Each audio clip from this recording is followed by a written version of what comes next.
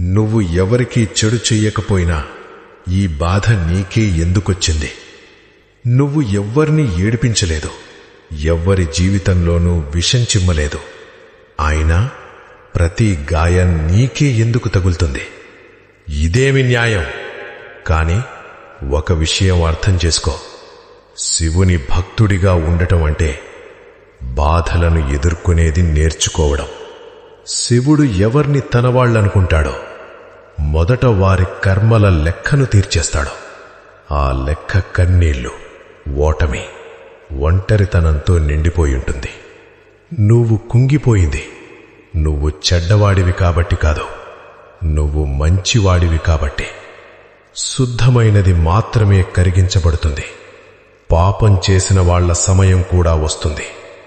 కాని శివుని ఆశీర్వాదం పొందినవాడు ముందుగా అగ్ని పరీక్షను ఎదుర్కోవాలి. అప్పుడు మాత్రమే అతను బలహీనుడు కాదు, శివుని యోధుడిగా మారుతాడు. కాబట్టి భయపడకు.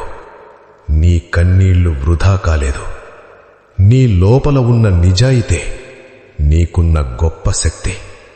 ఎవడైతే నీ నుంచి అన్నీ దూరం చేశాడో వాడే నిన్ను శివునికి మరింత దగ్గర చేశాడు. ఇప్పుడే లేచి నిలబడు. నీ బాధనే